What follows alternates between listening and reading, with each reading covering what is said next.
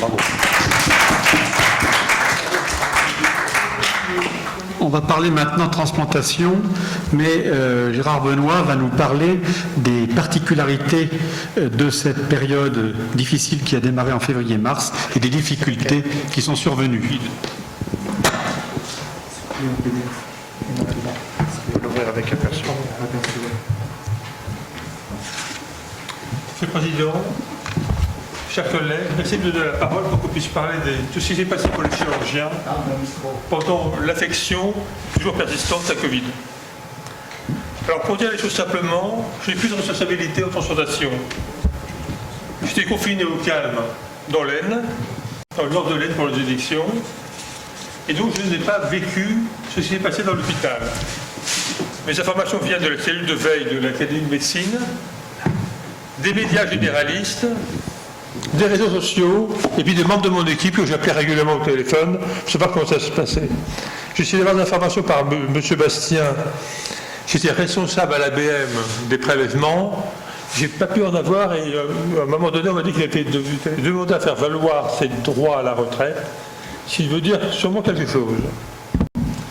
En fait, ce qui s'est passé, c'est que pendant la période chaude, les greffes de reins ont été arrêtées.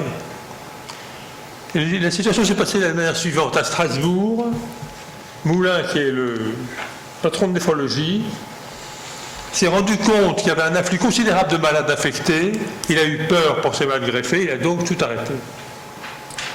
Et l'ABM, pendant ce moment-là, a essayé de voir s'il y avait un risque d'infection par le virus et quel était le danger pour le malade, a bloqué les prélèvements, les blocs ont été fermés, schématiquement, et l'ABM a dit pas de greffe de rein.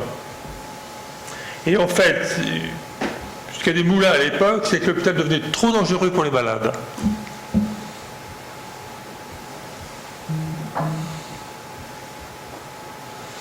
Alors la question, c'est fait-on courir un risque infectieux aux malades? C'est la première question que je posée au début de cette affection.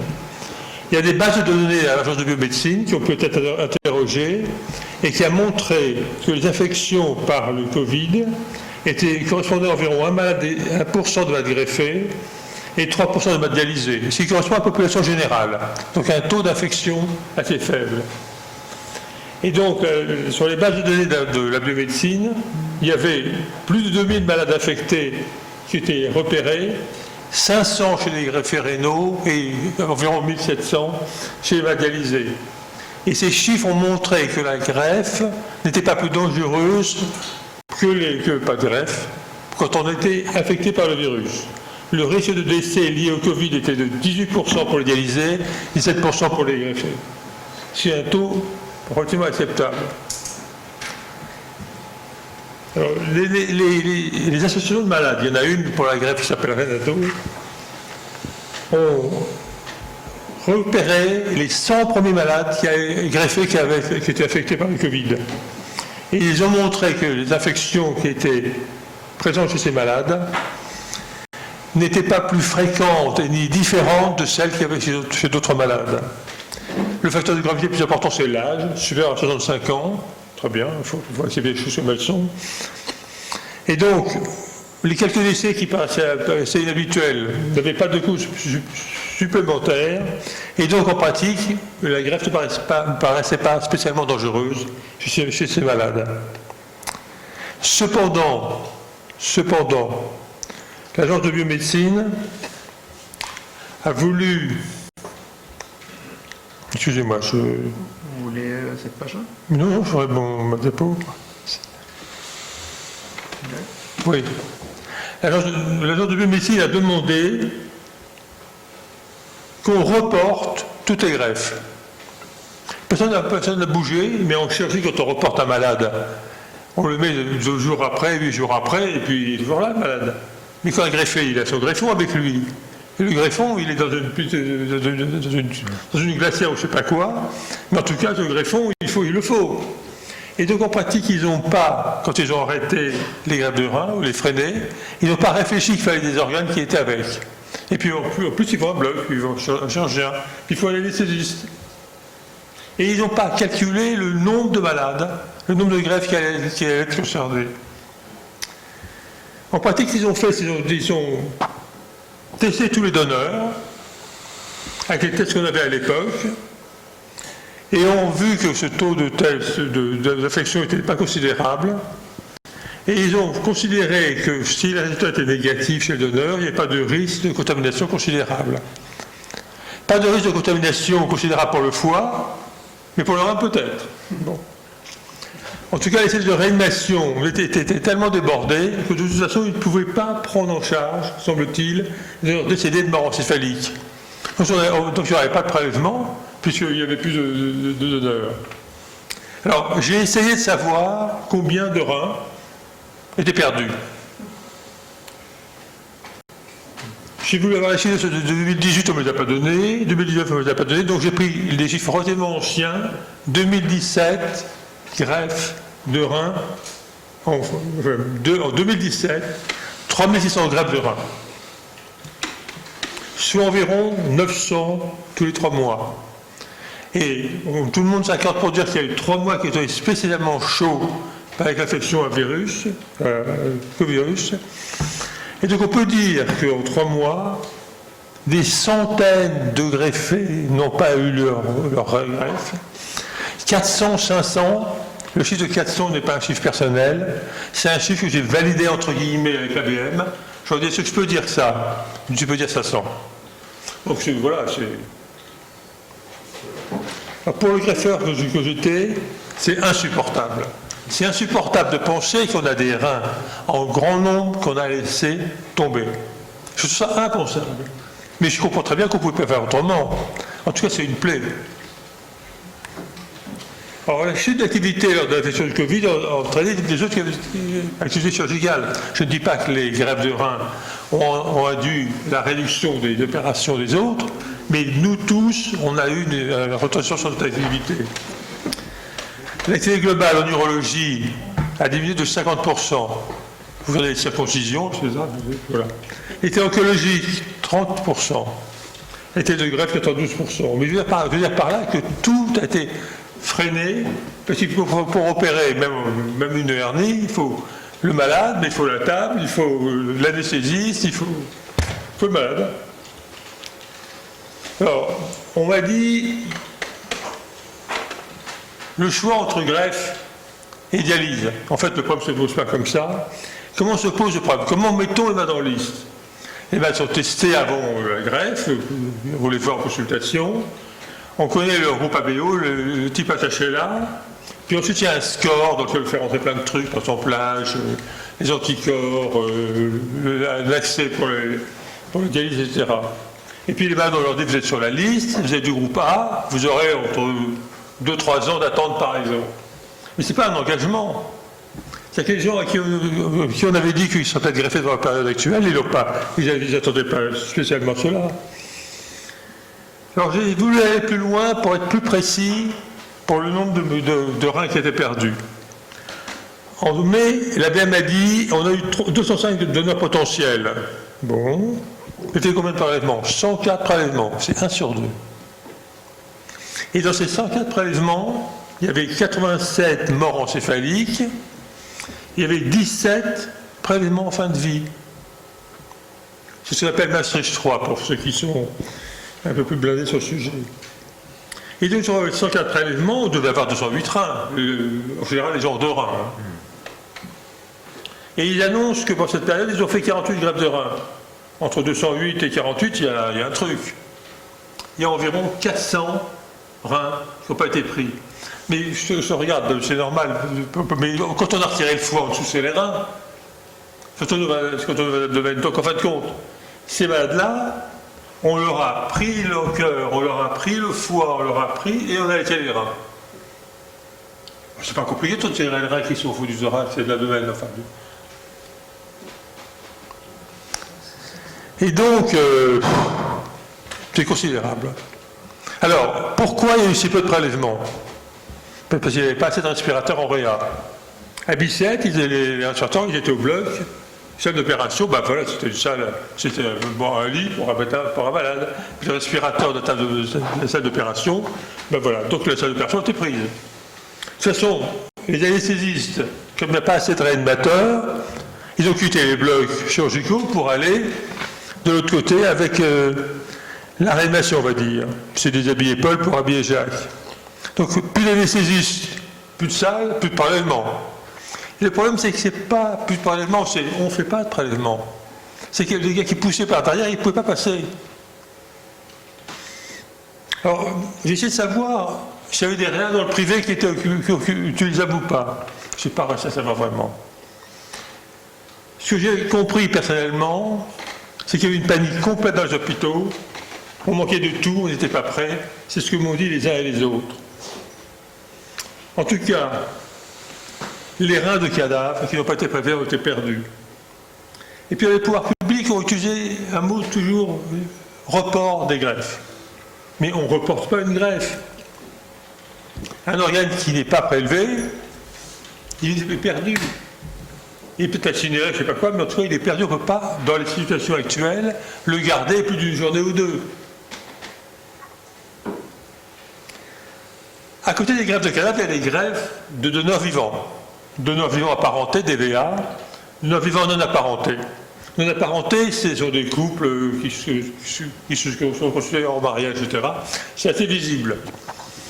Mais en fait, c'est visible, mais il n'y a pas que cela, il y a ce qu'on appelle les altruistes, c'est-à-dire des gens qui disent « moi, je te bien mon rein », voilà.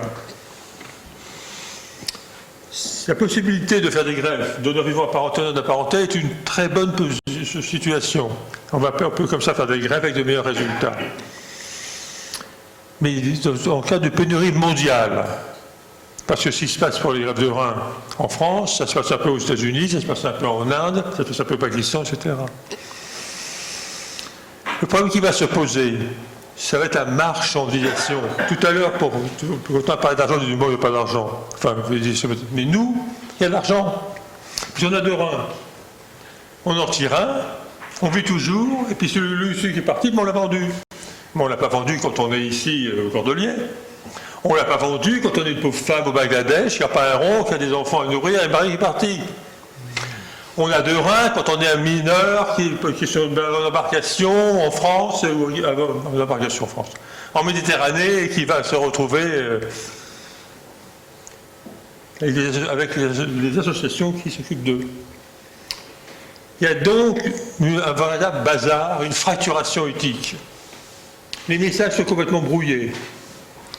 La prise en charge des donneurs recensés a été impossible. Mais a-t-on respecté la volonté des donneurs ? Au fond, il y a des gens qui militent pour donner leurs organes, puis des gens qui ne militent pas du tout pour ça. Il y a des familles qui sont d'accord pour ceci, et d'autres qui ne sont pas d'accord. En pratique, on n'a pas respecté la volonté des familles, on n'a pas respecté la volonté des donneurs. Moi, je suis quelqu'un qui est mort à ce moment-là. La fille n'a pas eu le droit de voir sa maman pendant 1 heure avant que j'endorme. Oui, que j'endorme. Et donc, moi je sais comment je vivais quand j'étais actif, je poussais tout le monde à ce qu'on avance pour que les séries soient courtes. On était là derrière les gens, on disait allez, le bancardier, tu accélères, etc. Comment va-t-on faire maintenant ? Ce que je sais, c'est qu'on peut greffer les organes en les gardant plus longtemps. Le froid, les machines de pulsatiles, les solutions de conservation, etc., permettent de faire environ 48 heures. Et moi, j'ai fait beaucoup de greffes à cette période-là comme cela. En fait, il faut anticiper, il faut se préparer. Et vous savez qu'en fait, dans le ministère, il y a des réserves stratégiques avec des bavettes, par exemple, ou des masques, ou des médicaments, etc. En fait, aujourd'hui, on peut sûrement développer des greffes en gardant les organes plus longtemps, ce qui permet de s'organiser région par région, en donnant un coup de main à la région de dessous ou d'en dessous, selon son activité ou pas. Les régions n'ont pas toutes été concernées exactement au même moment. On aurait sûrement pu accepter de partager un peu la charge. Pour mon compte, je trouve qu'on ne peut pas accepter de perdre des reins comme cela. Ceci n'est pas acceptable. Et puis il y a des receveurs de reins qui sont dans des situations difficiles. Quand on attend une 3e greffe, parce que les 2 premières n'ont pas marché. Quand on a plein d'anticorps avec la probabilité qu'ils soient greffés, puis des cross-faciaux négatifs, c'est faible. Quand on n'a pas d'abord vasculaire, il faut quand même être greffé d'un rein en urgence. Et donc, on sait maintenant, on s'en est pas occupé. Il y a donc une perte de chance pour de nombreux malades et une perte d'influence des chirurgiens. Il y a des plaintes qui ont été déposées par des associations de famille qui veulent comprendre pourquoi leur parent est mort. Et puis en faisant ce diapo, je me dis, mais qui a redit Cabrol? En fait, ce qui se passe, c'est qu'on n'a plus de voix. Nos voix sont parties. Cus, on l'aurait fait avec humour. Cabrol avec force. Je ne parle pas d'Henri. C'est évident qu'on est sans voix. Il faut qu'on réfléchisse à cela. Il faut donc anticiper, il faut être prêt. Il faut protéger le don pour lequel le message éthique est clair. Il faut éviter les messages brouillés, fracturés. La recherche de la conservation d'organes doit être relancée, parce que si on a pu stocker les organes et les garder 15 jours, 3 semaines, on aurait réglé tous ces problèmes. Il faut que les régions s'entendent entre elles.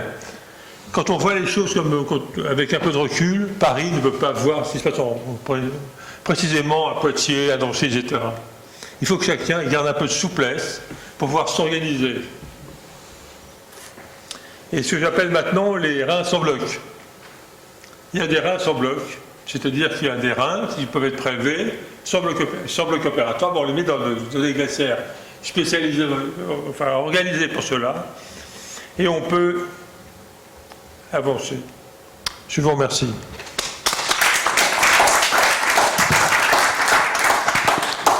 On comprend la colère de quelqu'un qui a passé tant d'années à faire de la transplantation rénale. Un petit commentaire. On est en train on mésestime sûrement les conséquences indirectes et tous les dégâts collatéraux de cette maladie qui a empêché énormément de patients de bénéficier de traitements, notamment en oncologie, etc. On passe aux questions. Oui. Alors, avant que d'ouvrir le débat, je voudrais remercier l'orateur de nous avoir présenté sa communication avec une certaine force, une foi, mais aussi une profonde conviction. Or, la conviction, c'est aussi un des domaines de l'éthique. Donc, cher monsieur Gérard Benoît, vous savez qu'ici, vous êtes dans un espace de liberté à l'Académie nationale de chirurgie, et vous avez bien profité et utilisé cet espace de liberté, et en tant que président de l'ANC, je vous en remercie infiniment.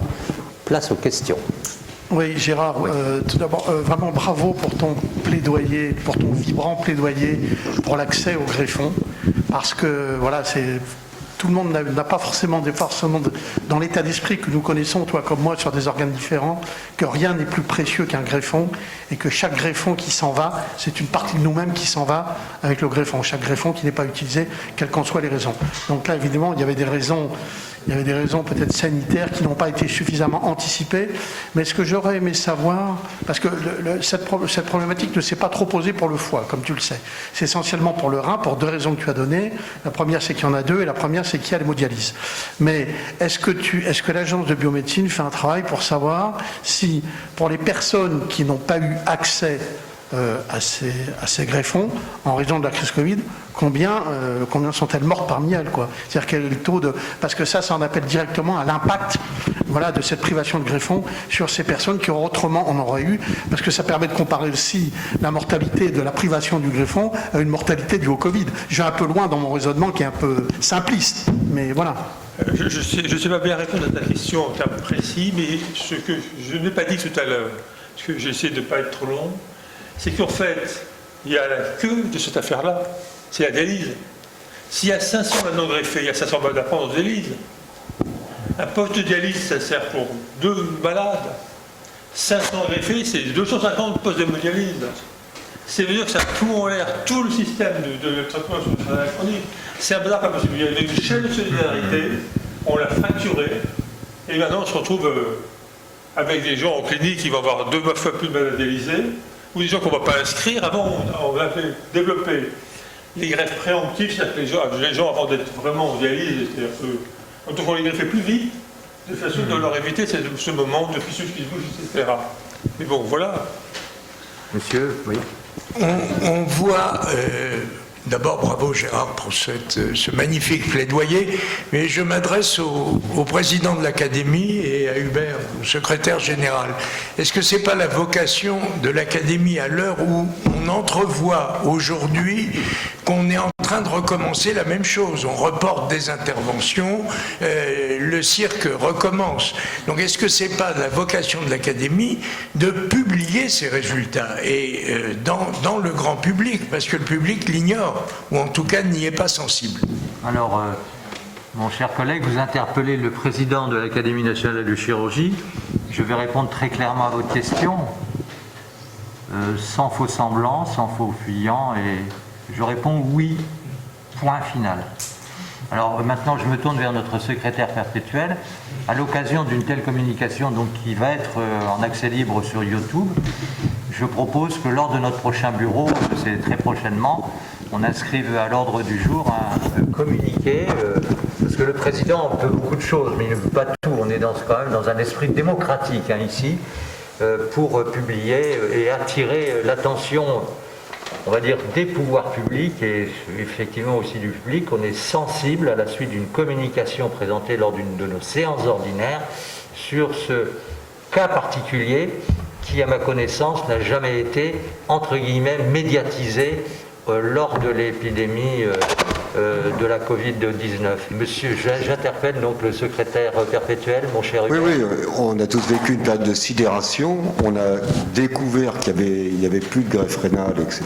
Et donc, je crois que là, maintenant, on commence à faire le bilan des choses. Je mettrai cette communication en parallèle avec un papier récent de l'équipe de Gustave Roussy qui montre que la mortalité par cancer va être augmentée de 2 à 5% dans les 5 ans qui viennent pour des diagnostics non faits ou des diagnostics faits plus tard. Donc tous ces aspects-là impactent notre responsabilité et en particulier celle de l'Académie de chirurgie. Alors après, ça sera une chose de faire un communiqué, et puis ça va être autre chose de faire bouger les pouvoirs publics, parce que rappelez-vous qu'au moment de la crise Covid, on a découvert avec stupeur que nous n'avions plus de curare, que la France n'était pas propriétaire, n'avait plus de molécules pour endormir les gens. Et donc ça, c'est également une vraie problématique qu'il va falloir résoudre. Et il va falloir que nous retrouvions notre priorité, notre indépendance nationale dans ces domaines. Et là encore, on peut se dire combien de temps l'administration française va mettre pour corriger cet état de fait, pour que nous puissions être indépendants.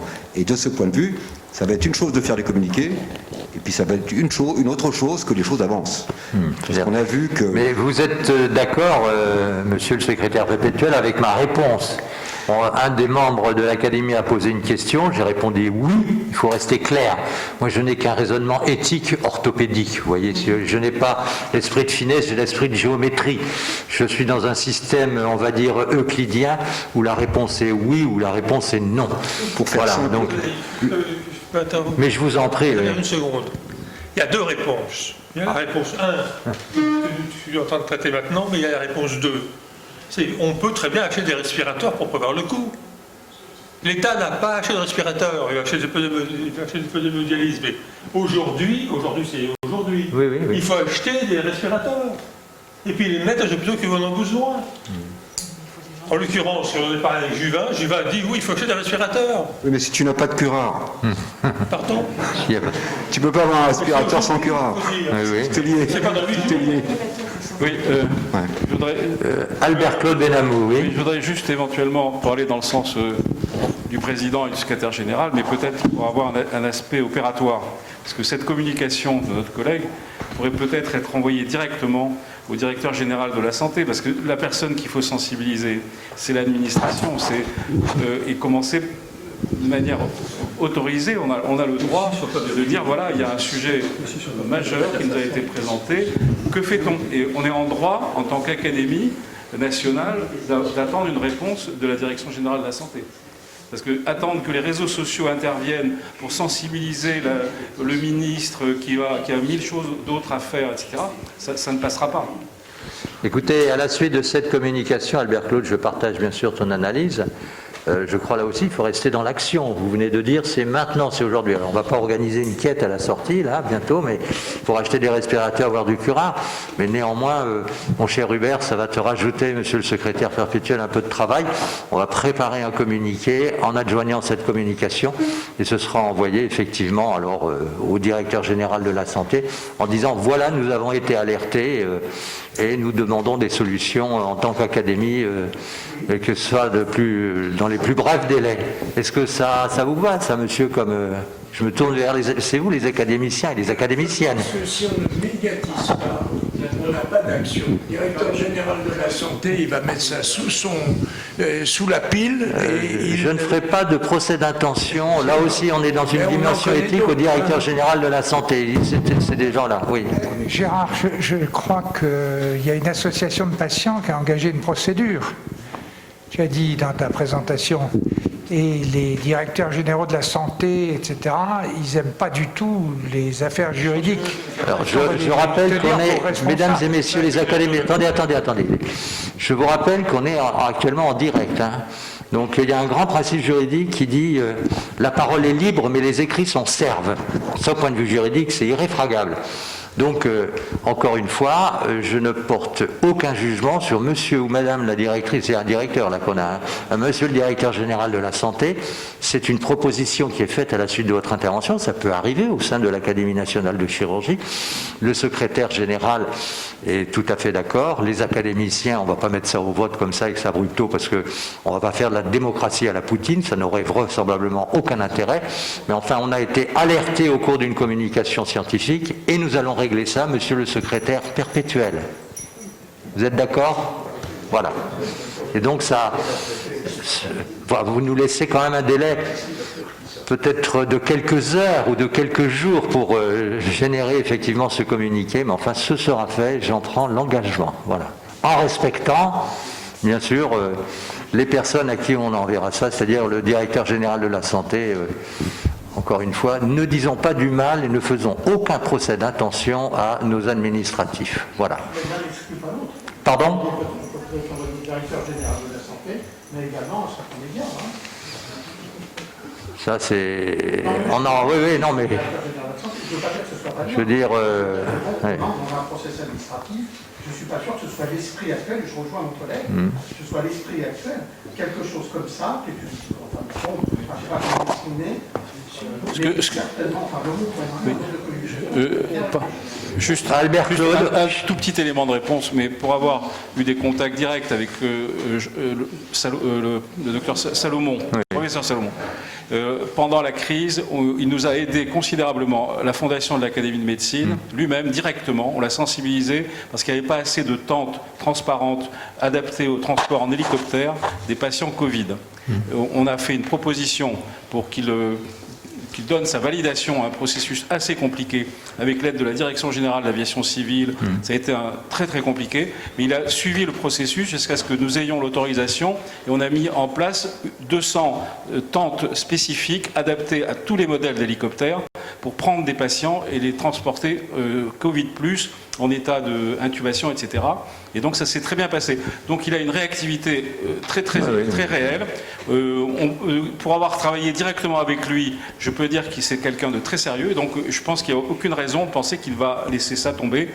L'Académie est quand même suffisamment représentative pour être entendue. C'est aussi ma position. Encore une fois, on est là, on parle de l'éthique, monsieur le vice-président.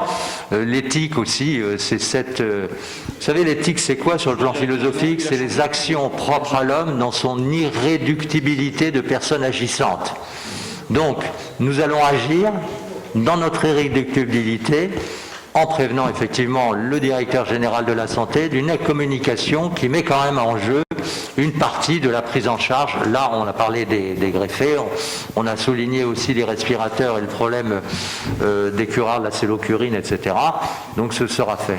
Albert Claude, vous aurez la gentillesse de travailler avec notre secrétaire perpétuel pour préparer ce communiqué et je vous laisserai un délai raisonnable.